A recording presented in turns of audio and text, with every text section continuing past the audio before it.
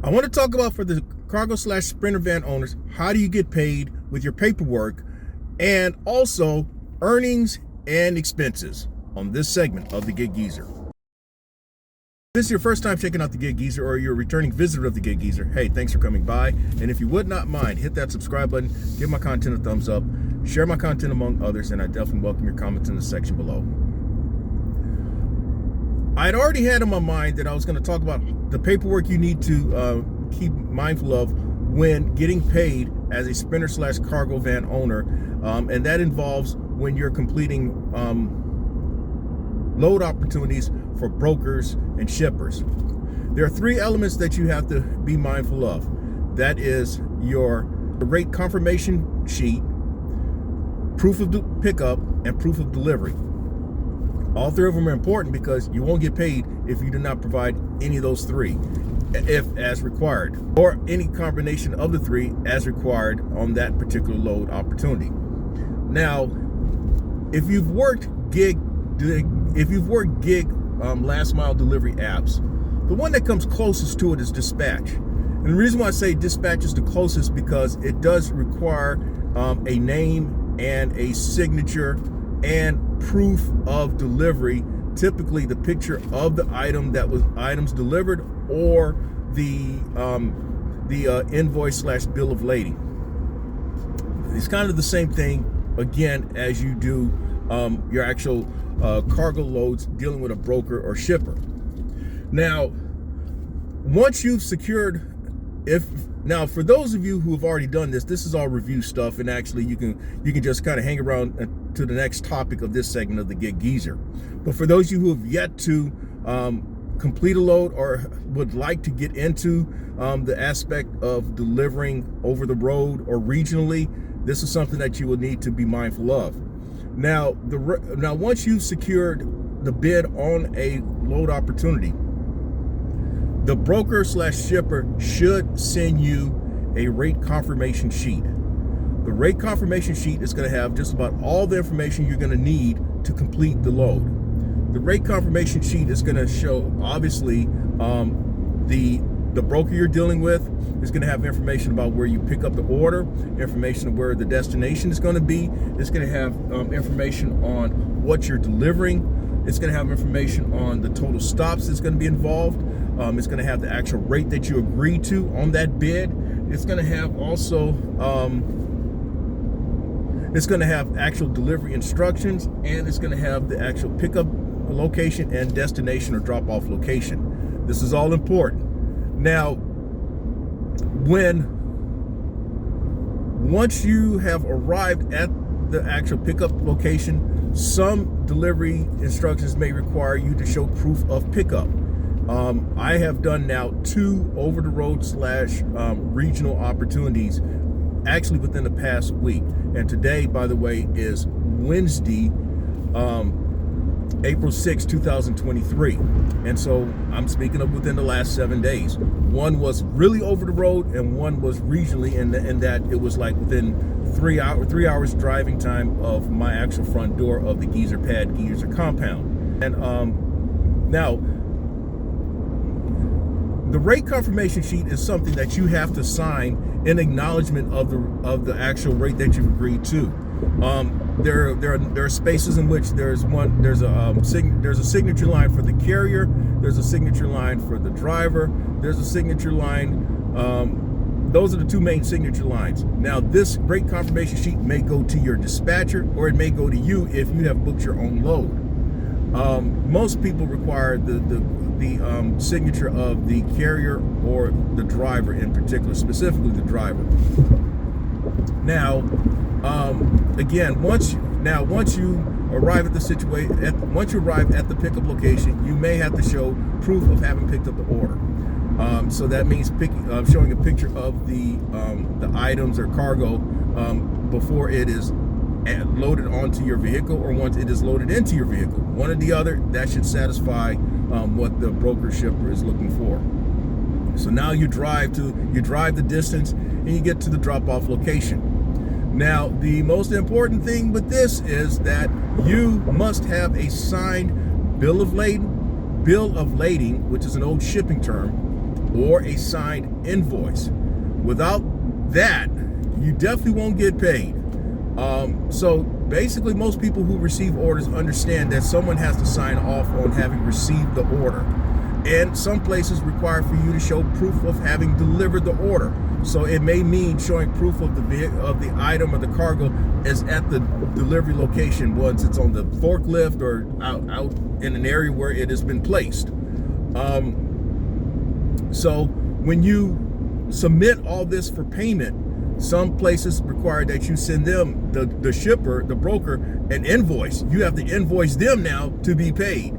Now, in my situation, I did not have to invoice someone per se or formally. What I had to do in my situation was I tried to upload it on the app, but the app once you got to the delivery location, it pretty much had time. It pretty much reconciled itself. So what I did was I sent an email with attachments of the rate confirmation sheet, which I'd already sent before leaving, but also pictures of the cargo that I delivered, and the most important, the signed invoice / bill of lading. Now, since I also deal with a factoring company is one that ensures that you're going to get paid much sooner than later, because there are many horror stories out there of drivers who have completed the load and all, and they're still waiting to be paid weeks and months later. And that's a very frustrating part of the business. It also has a lot to do with who you're dealing with. But the factoring company, before I even am going to go through with the load, they strongly recommend that you look up, you do a search of the company that you're dealing with. And if it's one of the companies that they deal with, then it's pretty much a green light with you submitting your information.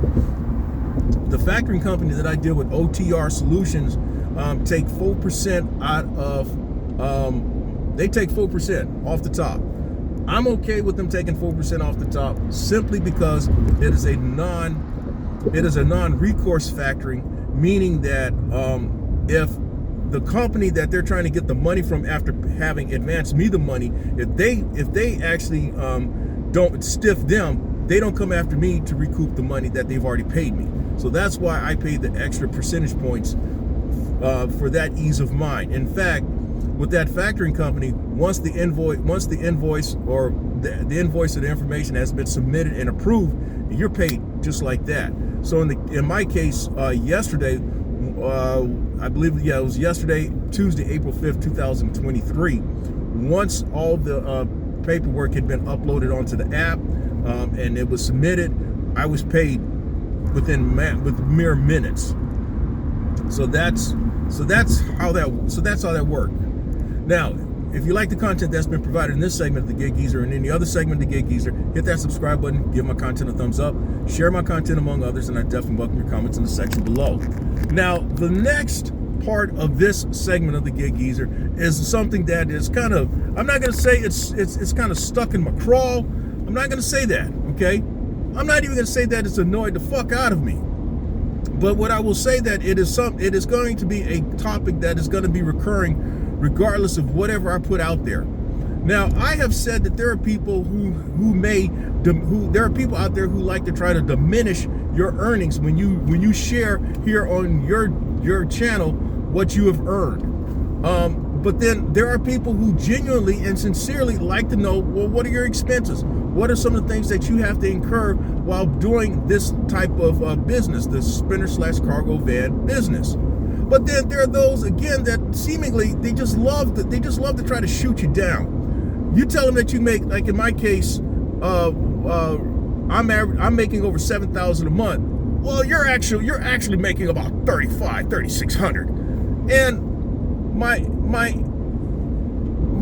my initial reaction is to say, fuck you, why don't you try to get like me? But then again, I realized that's not the most tactful way of doing things. So what I want to do is I want to pose this side of the argument. Regardless of what is said about what I'm clearing and all that stuff, I am making money. And I'm doing, based on what I'm gathering, much better than a lot of people. And I'll show you what I mean as I go further into this particular segment of the Gig Geezer. But the fact of the matter is, this person pointed out, well, it looks like you're making about $7,145 a month. Okay, again, and I'm not trying to knock this person. I'm just using this particular comment on one of my recent uploads as showing another side of the argument, because I think what it is, a lot of times, a lot of people who comment or ask questions, they're asking questions with only one perspective, one side of understanding, and they don't see things maybe as I do. And that's going to be human nature. But I will tell you that I see things on many sides of this argument. Now, if you were a W-2 and you said that you made $7,145 a month, that would mean that you're making over $86,000 a year. You would tell somebody probably proudly that you're making $86,000 a year, which back in 1990 would have been probably about a good $50,000, $60,000. You probably, depending on who you're talking to, pimp your walk and grab your Johnson at the same time, because you know that you're doing better than most people. But that's not the most tactful thing to do. Okay, so if you're making $7,145 a month, you're not bringing home $7,145 a month. In fact, I think many of us would love to just bring home what we earn and don't have to deal with any expenses. But as a W-2, if you make $7,145, you don't take home $7,145, and you don't really talk about your taxes and your pre-tax deductions. You really don't. You just talk about what you make. So why is it that it's a big fucking deal to bring up about, well, you didn't take into account mileage, you didn't take into account expenses, you didn't take into account this and that and taxes? As a 1099, you've got a lot more advantages than a W-2. I can't stress that enough. You have far more advantages than a W-2. As a W-2, you go in, you do your work. You know that once you do your work, once you show up, you know that you should be paid a certain amount, X number of times a month. In most cases, twice a month. Some cases, very generously, every week. And in some cases, once a month. But again, now here's the other side of the perspective why I say what I say. As an insurance agent, which I've shared, I've been a licensed insurance agent for over 20 years. Part of my primary business was going after group benefits. And when I would walk in and talk to an HR person or a major decision maker of that business, sometimes I would point out with certain benefits, particularly like with AFLAC and group medical and group dental, because they would ask these questions. Your group medical, your group dental, your group life, your group vision, your AFLAC benefits, those are pre-tax. The benefit of being pre-taxed is that it reduces your taxable income. So if you make it $7,145, and in many cases, if you also include 401k, which is also pre-taxable, you've reduced your monthly income now by $1,000. You're at $6,145. Then there's taxes. Now you could be married, or you could have married with children, or you could be single. But let's presume a single person, okay? A single person is either going to claim 0 dependent, 1 dependent if they're a single parent or what have you, or they may just want to get all their money and deal with taxes later, and they claim 9, get the most. But for the sake of this conversation, let's say you claim 0 dependents. At $7,145 a month, it is likely you're going to have at least 25% of your pay going to taxes. So that means based on that pre-tax deduction down to $6,145, 25% of $6,145 is like $1,540. So you're at $4,600 and change. All right. Are you going to tell people that you take home $4,600 and change, or are you going to tell somebody that you make $7,145 a month? That is the point of my conversation. Now, keep in mind that keep in mind, you making $4,600 a month, and then the argument saying that, well, it looks like that you're only doing about $3,600 a month. You know what? That's really not a big difference when you think about it. It's really not a big fucking difference. All right? So I hope that what I'm sharing here, this example here, will at least give you some perspective on your W-2, at least with the W-2 world as opposed to the 1099 world. I really do. But more than likely, it's not going to make a fucking difference. There are people just going to believe what they want to believe, and I get that. But anyway, moving on. Now, another thing is that I did not go into this Sprinter/cargo van venture completely clueless. There were things that I didn't know, yes, but I'd already been working this as a business, having done primarily gig food delivery work out of my F-150, and before that, my Pathfinder, okay? And I took into account my bills and what I had to make each month. It speaks of how no ruler goes into war without considering the costs. And so I considered those costs. And as it relates to Sprinter/cargo van business, I have been sharing how I've made incremental progress from the first 30 days at $5,400 and change made to the second 30 days in which I made over $6,100, right at about $6,100, and to the second the third set of 30 days, I've made over $7,100. If I go according to just calendar months, it's more like in 2023, it's more like about 7,100, right at about 7,000, and in this past month, over 8,800. Now, in the early days, within the first week or so, I had figured out that I needed to make, in order to start turning a profit, I needed to make anywhere between $8,000 and $9,000 a month. I spoke of it as an aspiration, making anywhere between $8,000 and $9,000 a month, or $2,000 to $2,500 a week. I said that knowing that this is the number that I would need to make in order to, knowing without sharing with y'all, that this is the number that I need to make in order to start turning a profit, okay?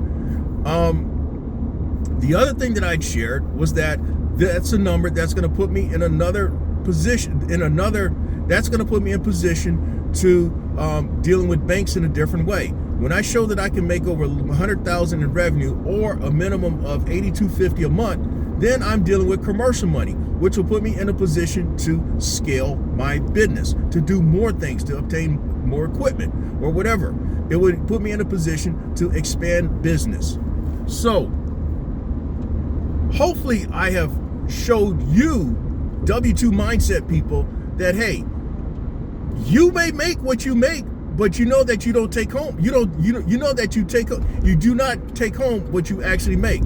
And I know that as a business person, that what I share in my earnings is not actually what I bring home, or at least what I have left over. But at the same time, appreciate when a person is sharing that they're making an appreciable amount of money, because hey, the bottom line is that you got to make the money first before you can even talk about it.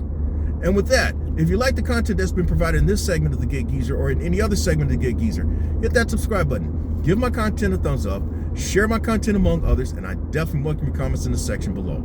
I'm Inwood Lane, and as always, may your hustle and may your grind continue.